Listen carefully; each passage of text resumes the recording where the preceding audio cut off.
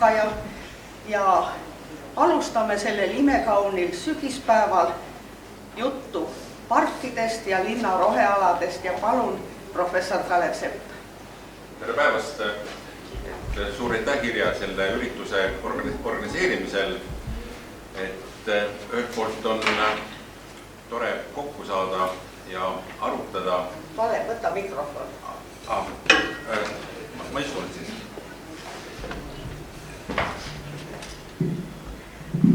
Praegu on parem niimoodi, kui ma räägin, jah.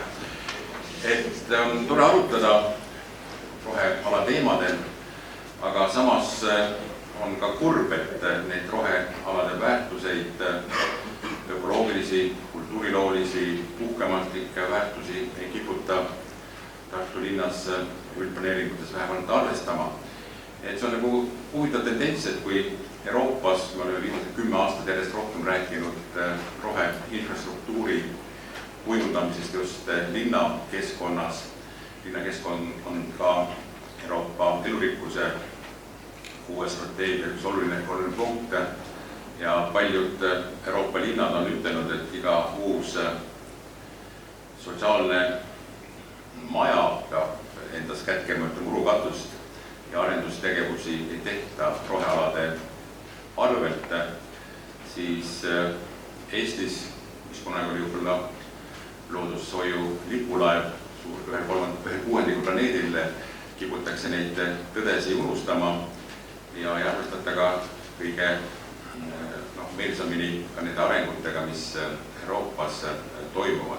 Ja mida linnakeskkond sama käib ka võib-olla metsateema kohta laiemalt. Ja tänasel kokkusaamisel meil ongi nagu kaks põhilist teemat, on ka laiemad teemad, et ühelt poolt siis eksperdid, kes on alles uurinud, räägivad meile ihaste rohealade looduskultuuriväärtustest ja samuti siis tingnimetusega sanatooriumi pargi roheala.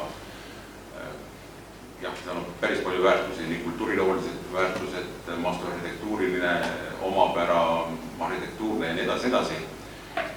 Ja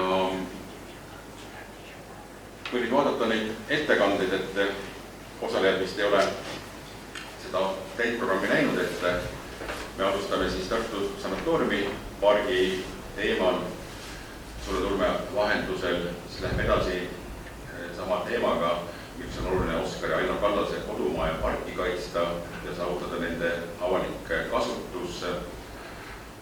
Siis me liikume vaikselt lihastesse, lihaste loodusväärtuse ja nende kaitse.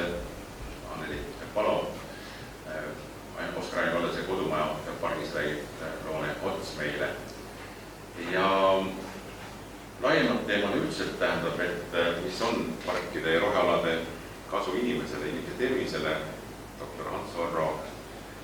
Ja nüüd viimane kurb juhtum lihastes, kus siis, ma ei tea, kas on esmakordselt või päris esmakordselt ei ole, muidugi, aga ta peab niimoodi, et lageraiet teha ühel alal, millel ei ole detailplaneeringut ega midagi, see ongi tegelikult planeerimine, et me teeme maapinna puhtaks, hakkab planeerima, eks ole, aga mitte linnas muidugi, et siis kohalik elanik Helmi Kolk räägib kaitsealuste taimede istutada teemal lihaste 18 ja igal esinejal on umbes 30 minutit aega ja me loodan, et on siis viljakas diskussioon.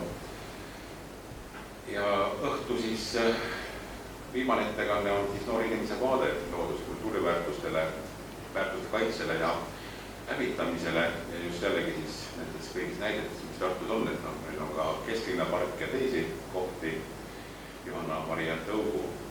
Ja viimane pool tund on meil jäetud siis vaba mikrofoni peale ja arutame ka seda, et kuidas edasi, et me oleme mõelnud, et me teeksime Tartu Loodusega Eesti Loodusega Seltsi poolt pöördumise Tartu linnavalitsusele nende objektide osas. Et ma ei tea, kas homme võetakse üldplaneering vastu või tuleb arutamisele vist homme linnavalitsus volikogus. Et need on nagu teemad, millest tahaks täna, millest me räägime. Ja tahate lisada? Jah, alustame. Et kell ongi täpselt 3:10 ja mul on hea meel kutsuda siia endine kolleeg Sulev Nurme, kes on siis teinud ekspertarvamuse Tartu sanatooriumipargi seisundi kohta ja selle väärtuste osas. Et ma panen sinu ettekande käima ja siis annan ka koha sinule.